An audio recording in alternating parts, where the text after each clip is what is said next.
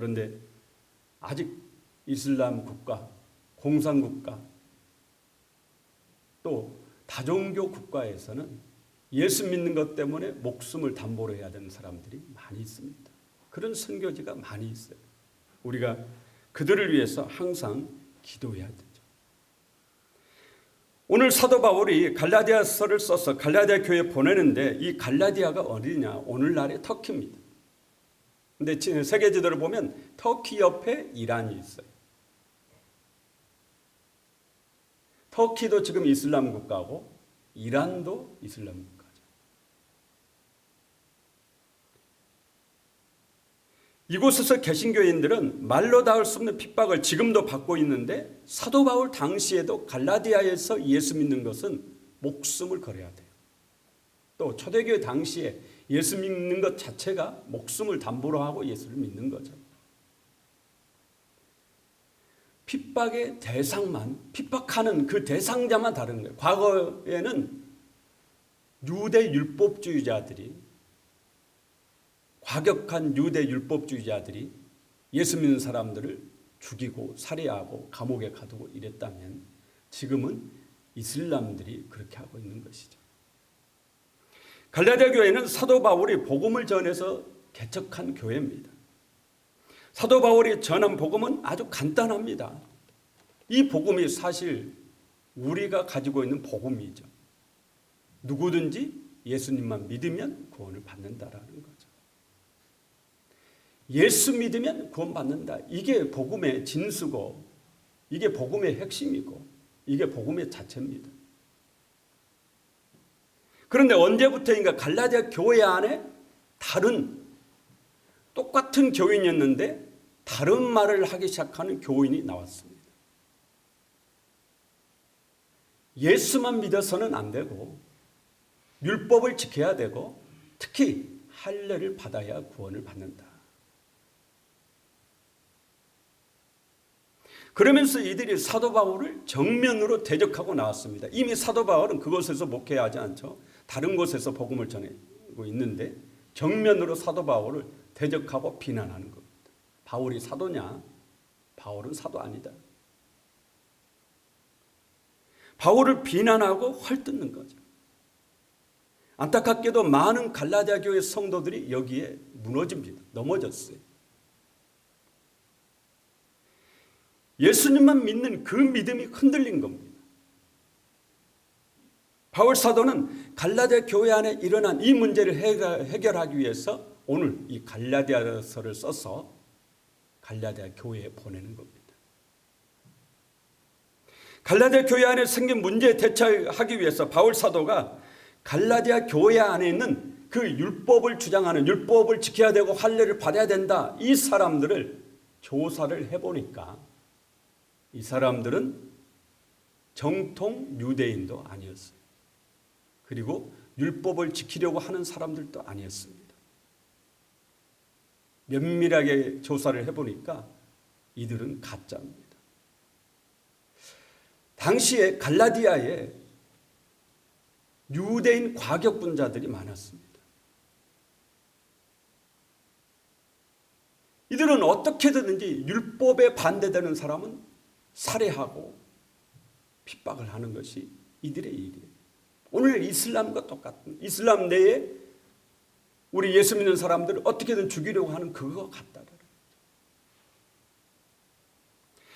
정통 유대인들은 자신들 나름대로 율법을 지키려고 노력을 했습니다. 사도 바울이 그런 사람 중에 하나죠. 그들은 정말 정직하게 하나님 말씀대로 살려고 노력을 했습니다. 물론 그게 복음은 아니지만 그러나 그들은 율법으로 살려고 노력을 한 겁니다. 사도 바울도 양심의 거리낌 없이 하나님을 위해서 일한다 생각하고 예수 믿는 사람을 핍박했던 거죠. 이게 정통 유대인이에요. 정통. 그런데 갈라디아 교회 안에 있는 이 유대인들은 율법을 지켜야 된다는 사람은 그런 사람들이 아니다라는 거죠. 정통 유대인들은 어떻게든 율법을 지켜야만 돼요. 이 율법을 지키는 게 신앙의 순수성을 지키는 것이고 하나님을 위해서 해야 될 일이라고 생각을 했습니다. 그런데 예수만 믿으면 구원을 받는다. 더 이상 율법은 지키지 않아도 된다. 이런 개신교, 기독교를 받아들일 수가 없는 거죠. 그래서 핍박을 하게 된 겁니다.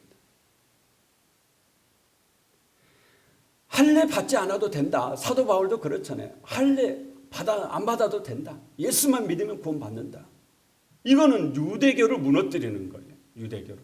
왜냐하면 유대교의 핵심은 할례에 있는데 할례를 안 받아도 된다. 그러면 유대교 자체가 무너지는 것이기 때문에 이 유대인들이 자신들의 이 종교를 지키기 위해서 기독교인들을 핍박을 했던 거죠.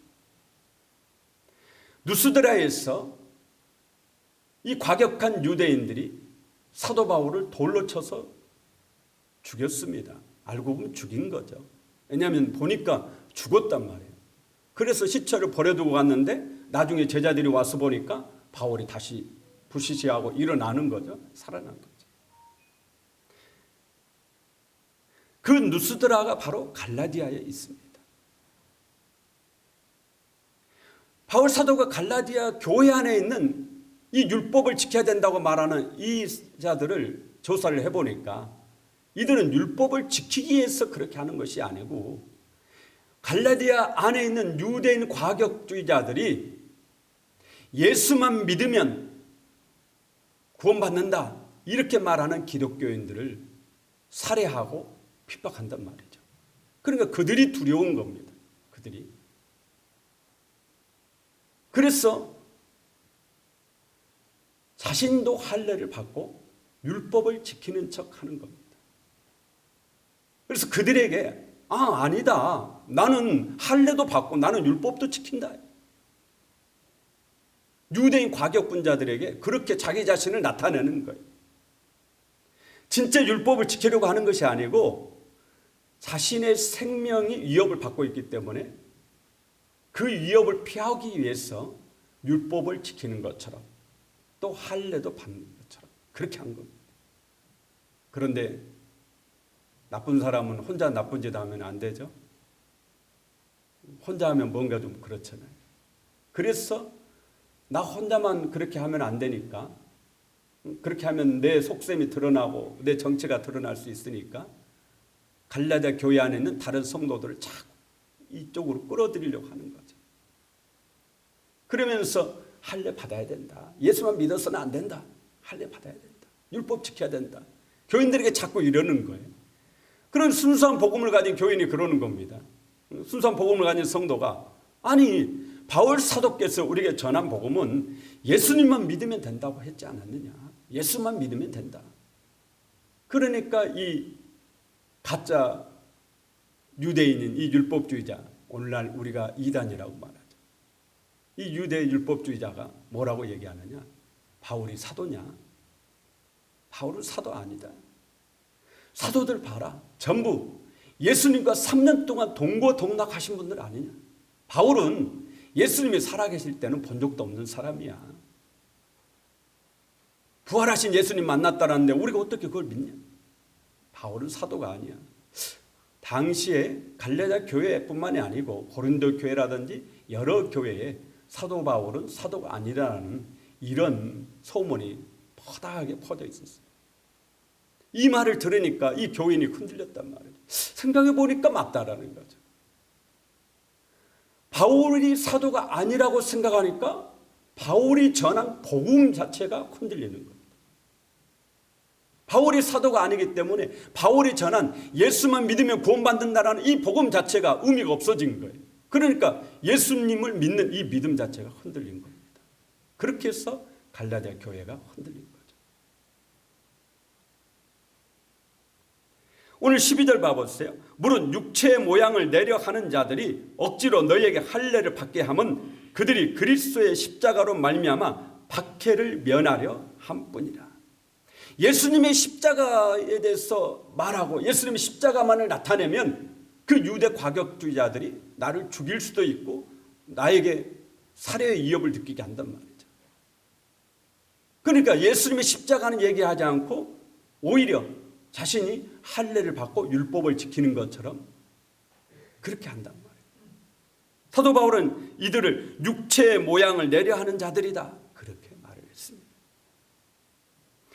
13절에 할례를 받은 그들이라도 스스로 율법은 지키지 아니하고, 할례는 받았는데 율법은 안 지킨다라는. 정통 유대인들은 할례도 받고 율법도 지키려고 노력을 하는 거예요. 그런데 이 갈라디아 교회 안에 있는 이 가짜들은 할례는 받았어요.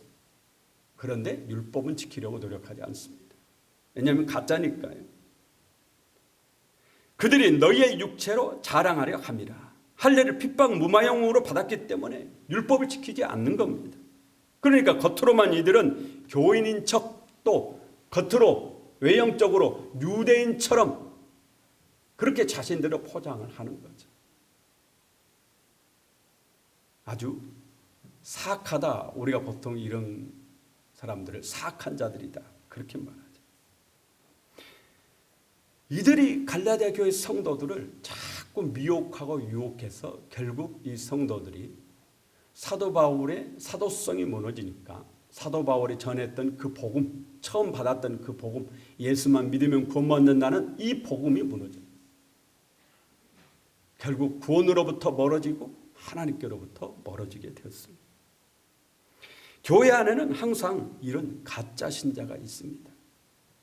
예수님은 교회 안에 알곡과 가라지가 함께 있다고 말씀하죠.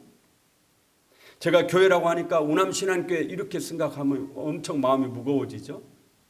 한국교회를 말하는 겁니다. 한국교회 전체를 보면 가짜가 있죠. 분명하게 가짜가 있습니다. 사단이 가짜를 심어 놓는 거예요.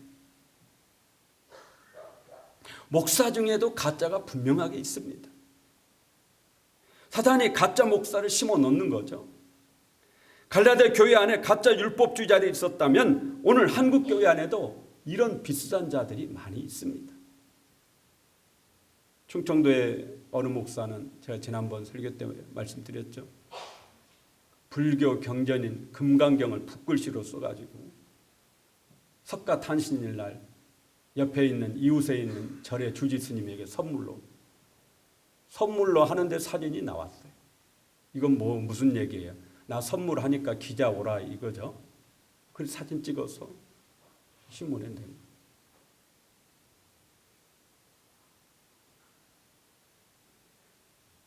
석가탄신일 축하 기념으로 불교 경전을 목사가 붓글씨로 써가지고 선물로 한 거예요.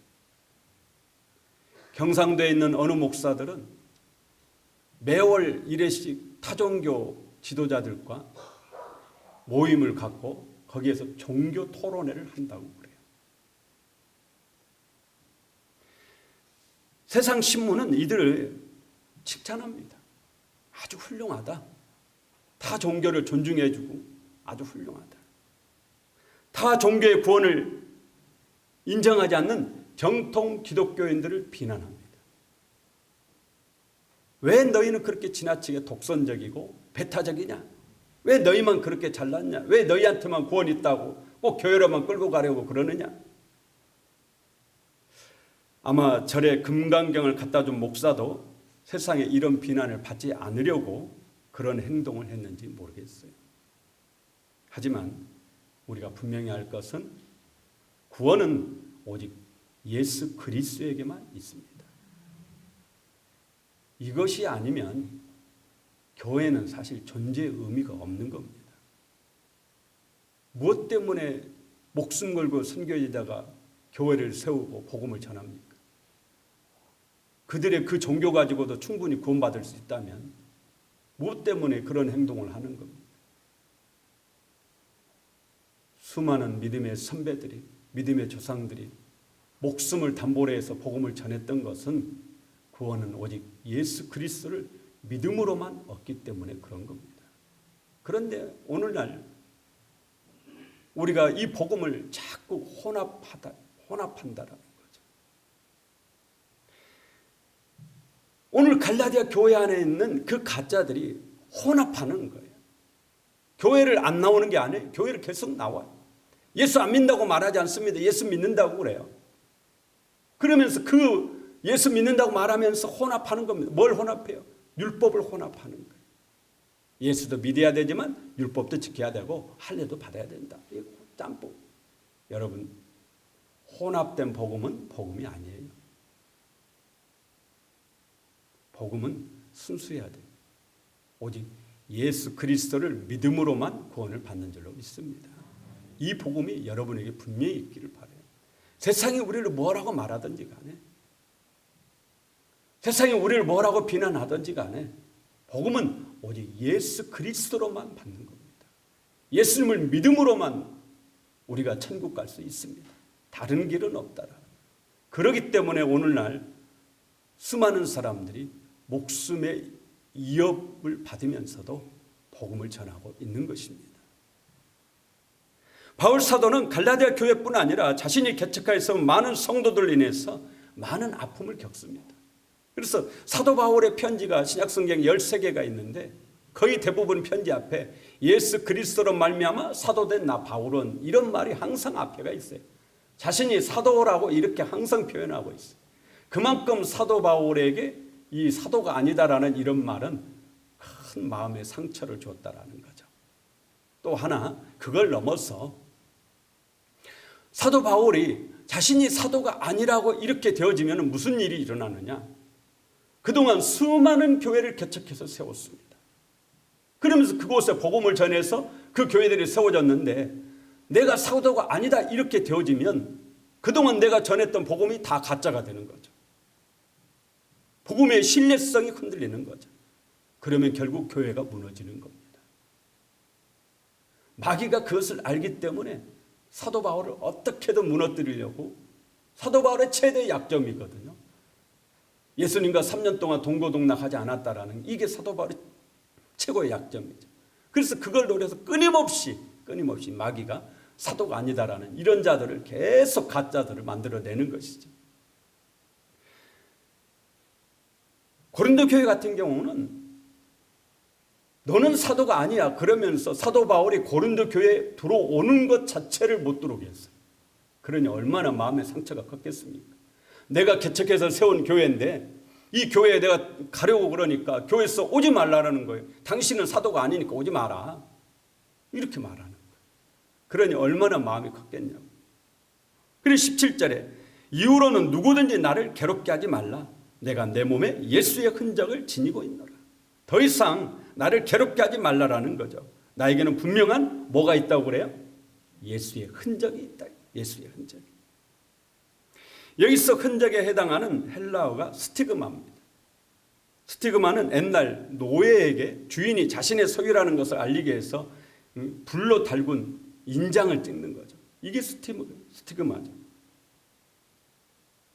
서부 영화 보면은 말의 엉덩이에 딱 찍죠. 이게 스티그마예요. 그런데 17절에 내 몸에 예수의 흔적을 지니고 있노라. 이 흔적에서 스티그마가 단수가 아니라 복수입니다. 스티그마타, 복수를 쓰고 있어요. 그러니까 흔적이 하나만 있는 게 아니고 많이 있는 거예요. 예수의 흔적이 하나만 있는 게 아니고 많이 있어요. 그것은 분명히 바울 사도가 복음을 전하다가 얻은 흔적일 것입니다. 또 11절 보세요. 내 손으로 너희에게 이렇게 큰 글자로 쓴 것을 보라. 바울 사도가 예수 믿는 사람을 붙잡으러 다메섹으로 가는 길에 부활하신 예수를 만날 때 하늘로부터 강한 빛이 바울 사도를 향해서 비춥니다. 그때 시력을 잃어버려요. 앞을 보지 못합니다. 시력을 잃어가지고.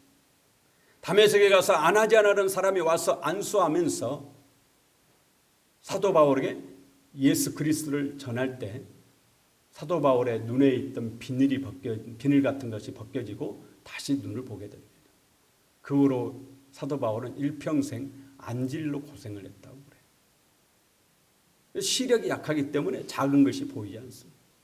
그리고 11절에 내 손으로 너에게 이렇게 큰 글자를 보라. 큰 글자로 쓴 것을 보라. 그 눈의 안질, 이것도 사도 바울에게는 예수의 흔적일 것입니다. 또 사도 바울은 복음을 전하다가 40에 하나 감한매를 5번이나 맞았어요. 40대를 때리면 죽기 때문에 39대까지만 때리도록 율법에서 그렇게 규정한 겁니다. 그러니 40에 하나 감한매가 얼마나 무서운 매인지 알겠죠. 그러므로 그 매를 5번이나 맞았다면 그의 몸에는 분명히 매 자국이 깊이 펴져 남아 있었을 겁니다. 그리고 앞에 말씀드린 대로 누스드라에서 돌에 맞아서 거의 죽은 거죠. 그 정도면 그 돌에 맞은 자국이 역시 마찬가지로 몸에 깊이 패여져 있었을 겁니다. 이러한 것들이 스티그마, 예수의 흔적이죠. 복음을 전하다가 예수님을 믿는 데서 주어진 흔적이에요. 이 모든 흔적이 바울이 예수님의 사람이고 예수님의 종임을 충분히 증거해 주는 것입니다. 그러므로 내 몸에 예수의 흔적이 있다. 이 말은 나는 예수의 사람이다. 이걸 분명하게 보여주는 거죠. 그러므로 내가 전한 복음은 순수한 복음이다라는 것을 말하고 있는 것입니다. 바울 사도에게 있어서 예수님의 흔적은 자신뿐 아니라 다른 사람을 믿음으로 세우는데 큰 역할을 했습니다. 그런데 성경을 읽어보면 많은 믿음의 선조들에게도 이 흔적이 있죠. 특히 야곱이 야복강가에서 하나님과 씨름해서 이깁니다. 그래서 이스라엘은 이름을 얻죠. 그런데 그냥 얻은 것이 아니에요. 하나님이 야곱의 허벅지 관절, 환도뼈를 치니까 야곱이 그 다음부터 어떻게 됐다고 그래요? 다리를 절었더라. 평생을 절름발이로 살았습니다. 평생. 야곱은 자신이 절뚝절뚝하면서 걸을 때마다 그 고통과 그 아픔이 얼마나 크겠어요. 다리를 절면서 사는 게 얼마나 힘듭니까? 그런데 그럴 때마다 늘 과거 야복강가에서 자신에게 은혜를 베풀어 주신, 자신을 만나 주셨던 그 하나님을 생각하고 겸손히 자신을 낮추고 믿음의 사람으로 살 수 있었던 겁니다. 이게 스티그마, 흔적이죠. 다윗에게는 밧세바가 스티그마일 수도 있습니다. 다윗은 밧세바 사건으로 인해서 정말 말로 다 할 수 없는 고통과 아픔을 겪게 돼요. 그 한순간의 잘못으로 인해서 수없이 많은 날들을 괴로움 속에, 고통 속에 살게 됩니다. 다윗이 그 밧세바를 볼 때마다 늘 하나님 앞에 자기 자신을 낮추고 아마 겸손하게 살았을 거예요. 우리 별세하신 한경진 목사님, 많은 목사님들도 존경하죠. 그분은 어디에서 큰 소리를 잘 내시지 않으셨다고 그래요. 그래서 나중에 제자들이 어떻게 그러실 수가 있느냐 그러면은 그분이 그런다고 그래요.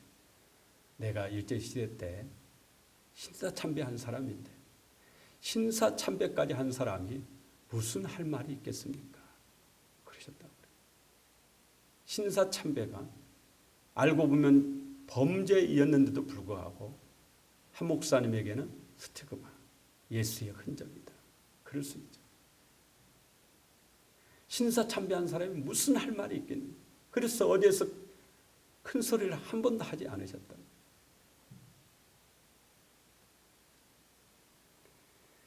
여러분의 몸에 스티그마, 예수의 흔적 있습니까? 복음을 전하다가 얻은 흔적, 아니면 예수님을 믿을 때 얻은 흔적, 그것도 아니면 내가 믿음 밖으로 달아나려고 하니까 하나님께서 우리 말대로 치셔가지고 얻은 흔적, 그 흔적을 소중히 여기시길 바랍니다. 어떤 분은 야곱처럼 질병이 흔적일 수 있습니다. 어떤 분은 자녀가 흔적일 수 있어요. 이 자녀를 볼 때마다 겸손할 수밖에 없어요. 서울에 있을 때 저를 이렇게 학비를 도와주셨던 그 권사님, 태어나기도 부잣집에서 태어나고 남편도 서울은행 지점장이고 재산도 수도 없이 많고 아주 얼마나 콧대가 센지 그냥. 그런데 어느 날 한순간 이분이 겸손해졌어요. 딸을 시집을 보냈는데 시집간 지 한 달 만에 자고 일어나니까 의사 사위가 죽어 있더래요.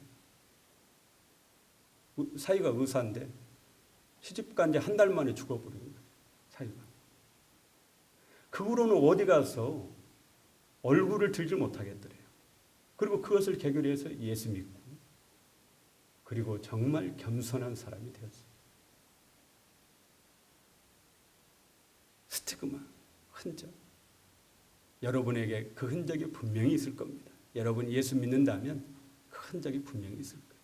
그것을 가볍게 여기지 마시고 그 흔적을 소중하게 여기시고 오늘 사도 바울처럼 그 흔적을 볼 때마다 자기 자신이 예수 믿는 사람을 분명히 알고 또 다윗처럼 한경림 목사님처럼 과거에 내가 잘못을 인해서 얻었던 흔적이라 할지라도 그것을 보면서 나 같은 죄인을 용서하시고 받아주신 주님의 은혜를 늘 감사하며 우리가 겸손히 세상이 아니라 주님만 섬기고 주님만 바라보며 나아가기를 간절히 원합니다.